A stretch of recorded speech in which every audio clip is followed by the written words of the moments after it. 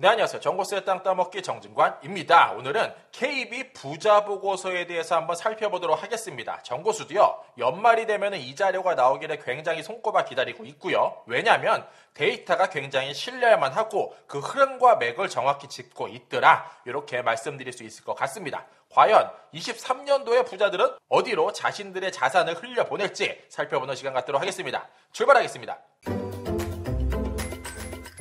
자, 가장 먼저 KB 부자 보고서 네이버에 가서 이렇게 검색하시면 살펴볼 수 있어요. 20년도, 21년도, 22년도 자료 다운받아 볼 수 있다 말씀드릴 수 있겠고요. 그 조사 대상은 금융자산이 10억 원 이상 보유하고 있는 사람들, 20세 이상인 성인들을 대상으로 실제로 조사를 해서 페이스 투 페이스로 조사를 해서 만든 자료가 된다 말씀드릴 수 있겠습니다. 자, 그러면 21년도를 기준으로 부자들의 촉이 어떠했는지를 살펴보고 22년도, 그 이후에 23년도까지 한번 흘러가 보도록 하겠는데 21년도에 나온 부자 보고서에 대한 내용을 살펴보면 이렇습니다. 오늘날로부터 1년 전 과거 이야기가 되죠. 당시에 부자가 가장 많이 선택한 올해의 금융투자처는 주식이다. 고수익이 예상되는 거 모두 다 주식이다 라고 답을 했고요. 그 결과를 보면 이렇게 보시는 바와 같이 21년도 내내 폭등을 달렸다가 22년도부터 꼬꾸라지기 시작을 했죠. 어쨌든 이미 초기 좋은 부자들은 그쪽 일대를 낮을 때 선점을 해서 높을 때 팔았다. 즉 돈을 벌었다. 부자들은 역시나 촉이 좋았다. 이렇게 설명드릴 수 있을 것 같고요. 이러한 내용을 바탕으로 22년도 보고서를 한번 살펴보도록 하겠습니다. 자, 부자들은 이렇게 자산을 구성하고 있대요. 부동산 자산의 59%, 금융자산의 33.6% 정도를 비중을 두고 관리를 하고 있고, 역시나 총자산 세부 구성비를 보더라도 부동산 쪽에 상당히 많이 쏠려 있음을 확인해 볼 수 있죠. 그러면 최근에 따끈따끈했다가 조금 시들어들고 있는 거, 암호화폐에 대한 거는 어떻게 생각하고 있나 살펴보면 투자에 대한 의향이 매우 낮고 주된 이유는 투자 손실이 예상되기 때문에 투자하지 않겠다라고 답을 했습니다. 역시 촉이 좋은 것 같아요. 더 나아가서 부자들이 떠오르고 있는 투자처는 어떤 게 있나라고 이야기했더니 해외 자산과 미술품을 이야기를 했더라. 따라서 서학개미 열풍에 부자들도 같이 올라탔고 금과 함께 전통적인 안전자산으로 꼽히는 미술품 역시 부자들이 매우 관심 있는 영역 중에 하나이며 투자 비율이 4.8%로 아직은 그닥 높지 않다. 하지만 이 수치가 점점 올라가고 있는 것은 분명하다. 이렇게 말씀드릴 수 있겠습니다. 코엑스에서 아트페어 같은 거 한번 하면은 사실 최근에는 2030, 40대까지도 굉장히 많은 사람들이 오는 것을 볼 수가 있어요. 그 연령대가 자산가부터 점점 낮아지고 있고 굉장히 고가라고 생각했던 미술품이 최근에는 낮은 금액에도 많이 거래되고 있더라. 투자의 한 축임에는 틀림이 없다. 이렇게 말씀드릴 수 있겠습니다. 자, 다음으로 한국 부자는 지난 1년간 어디서 돈을 벌었고 향후에 어디에 투자할 예정인가요? 매우 중요한 데이터가 되죠. 결론은 이렇습니다. 1년 동안 한국 부자들은 금융 투자에서 수익보다는 손실을 경험했고 부동산 투자에서는 거주용 부동산과 거주용 외 부동산 모두 수익을 경험을 했다. 따라서 대한민국은 아직은 부동산이다. 이렇게 이야기하죠. 그리고 재미난 내용인데 한국 부자가 생각하는 부자는 총자산 100억 원 정도는 있어야지 부자라고 이야기한다라고 하죠. 10억 있는 사람들한테 물어봤으니까 100억 정도 있어야 하고 답을 했고 이미 100억을 가진 사람들한테 물어보면은 한 1조 정도는 있어야, 한 1000억 원 정도는 있어야 부자라고 불리우지 않겠냐라고 답을 할 것 같은데 어쨌든 KB 기준으로는 100억 원 정도는 있어야 부자들은 찐부자다라고 이야기를 했다라는 거죠. 그리고 한국 부자는 단기 금융자산 운용은 예적금으로, 중장기 운용은 부동산으로 하겠습니다라고 답을 했죠. 향후 3년 정도 장기적 자산관리 방향에 대해서 한국 부자들이 대답을 한 거예요. 적당한 투자처로는 거주용 외 주택 43%, 거주용 부동산 39.5%, 빌딩 상가 38%, 토지 임야 35.8%, 주식이 31% 순이다라고 이야기했고 가장 크게 감소한 영역이 주식이다라고 이야기했습니다.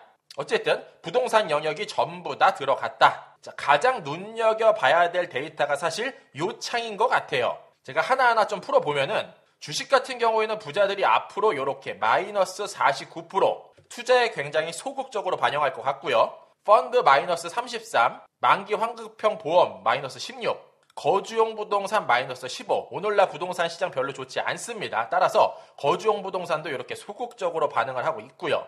자, 반대로 거주용 외주택은 플러스 5%, 빌딩 상가 플러스 10%, 토지 임야 땅이 28%, 보석금이 플러스 79%를 조금 더 적극적으로 투자하겠다라고 이야기했다라는 겁니다. 자, 여기서 눈여겨봐야 될 게 뭐냐면 부동산 영역에서는 토지 임야 땅이고 또 다른 투자처로서는 금 보석이 적당할 것 같다라고 이야기했다. 앞으로 2023년은 요 두 개를 눈여겨볼 필요가 있다. 이렇게 맥이 짚힐 것 같습니다.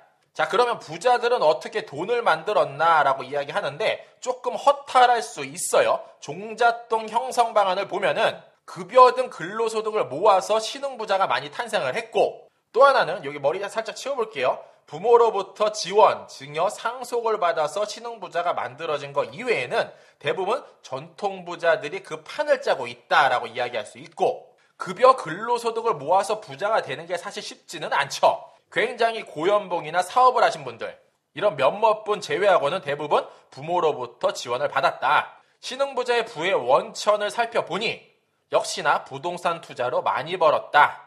그 다음을 잇는 게 금융투자다. 이렇게 흐름을 읽어볼 수 있습니다. 자, 그러면 종잣돈 이후의 자산 증식 방법, 부자들이 종잣돈 만든 다음에 어떻게 불려나갔나라는 부분을 살펴보는 건데 신흥부자, 전통부자를 이렇게 색깔로 구분을 한번 줘봤어요.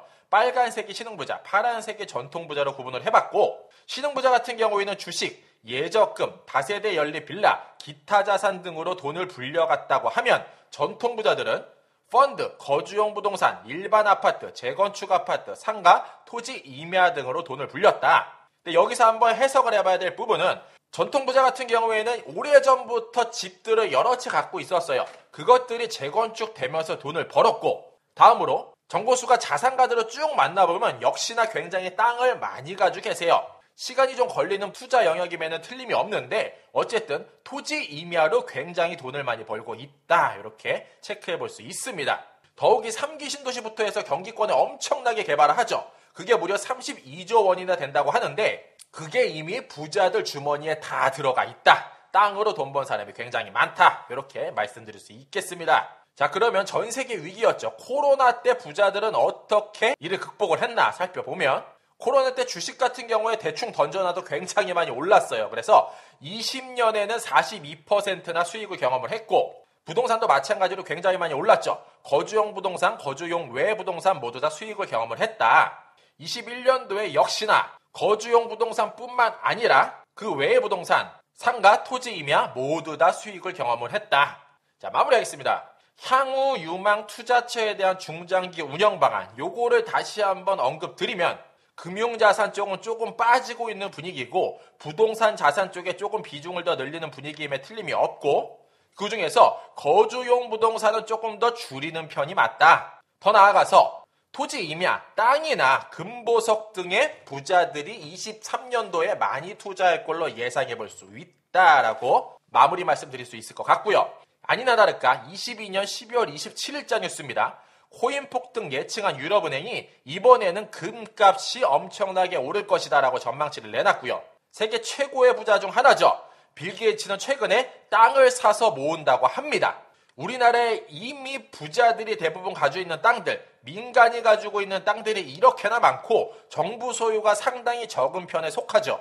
더욱더 재밌는 건 노태우 정권서부터 오늘날까지 쭉 훑어보더라도 땅은 배신한 적이 없고 그 결과 50년 새에 3030배나 오른 게 오늘날 대한민국 땅값이더라. 결론은 개발될 곳을 하루라도 빨리 선점해서 5년이든 10년이든 가지고 있으면 때가 되면은 내 자산을 불려주는 영역임에 틀림이 없을 것 같고 앞으로 사람이 어디에 많이 몰릴지 그 정답은 역세권 이게 중심이다.